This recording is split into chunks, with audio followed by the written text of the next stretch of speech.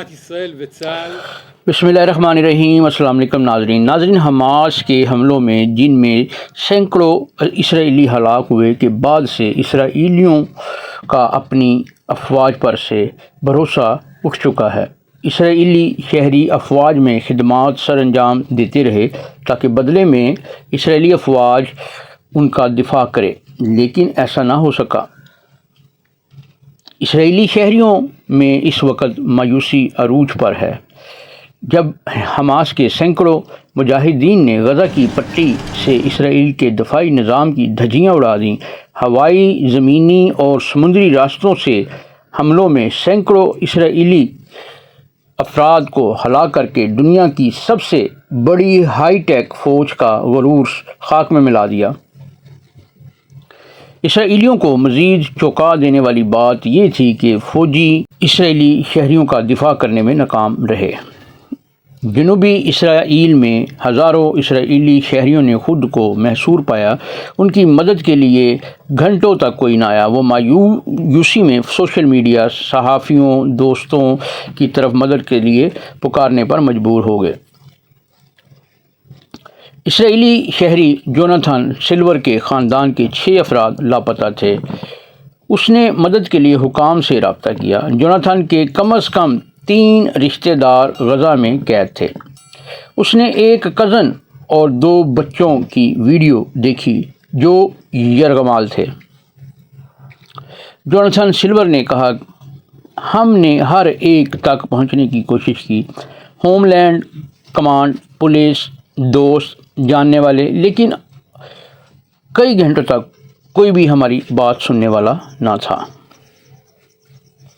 وہ خاص طور پر اپنی سکی خالہ کے لیے بہت فکر مند تھا، جنہیں ایک پارکنسنس کی بیماری تھی اور انہیں دعاؤں کی بھی ضرورت تھی. وہ مایوس تھا، لیکن اس نے کہا، اب میرے پاس تنقید کرنے کا زیادہ وقت نہیں.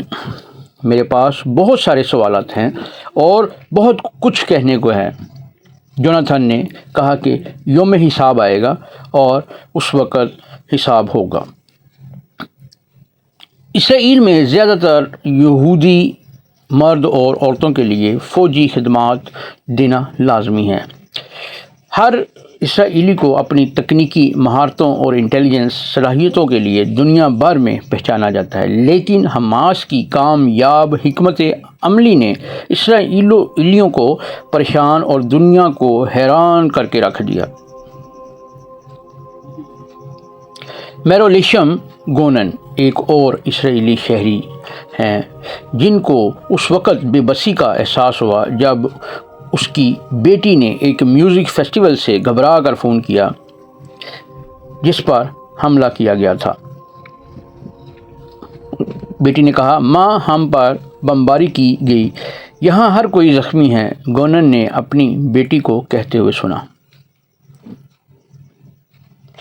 آگے چلیے. اسرائیلی صحافی عامر تبون کی خوش قسمتی تھی جو بہت سارے دوسرے لوگوں کی نہیں تھی. جب فوج دوبارہ منظم ہونے کی طرف گئی تو اس نے کہا، ہمارے اور ریاست کے درمیان معاہدے کی شرائط ہمیشہ سے واضح تھی.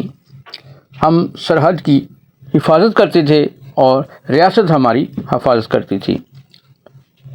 عامر تبون نے اپنے اخبار ہارٹز کے لیے ریسکیو کے حوالے سے ایک مضمون میں لکھا،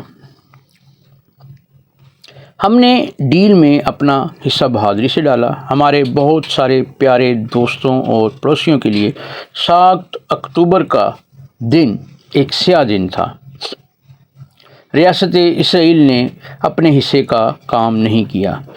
ریاست اسرائیل ہمیں تحفظ دینے میں ناکام رہی.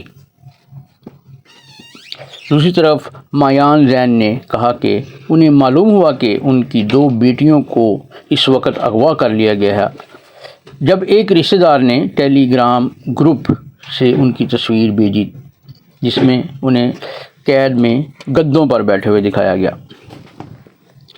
وہ ان درجنوں پریشان کن خاندانوں میں شامل ہیں جن کا کہنا ہے کہ غزہ میں قید اپنے پیاروں کے بارے میں اسرائیلی حکام کی جانب سے کوئی تعاون نہیں مل رہا.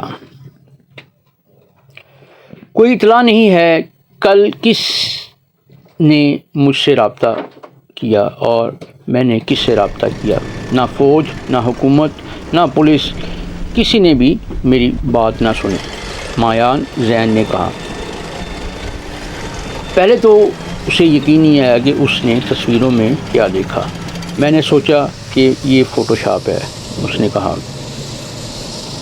لیکن آن لائن ملنے والی ویڈیوز نے اس کے بدترین خوف کی تصدیق کی۔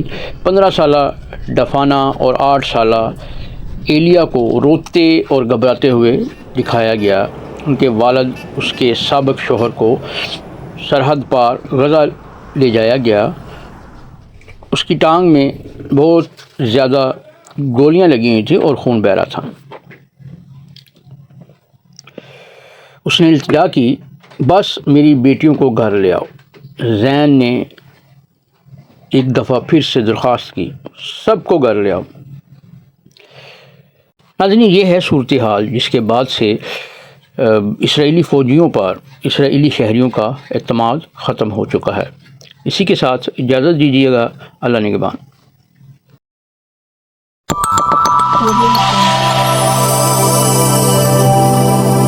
מדינת ישראל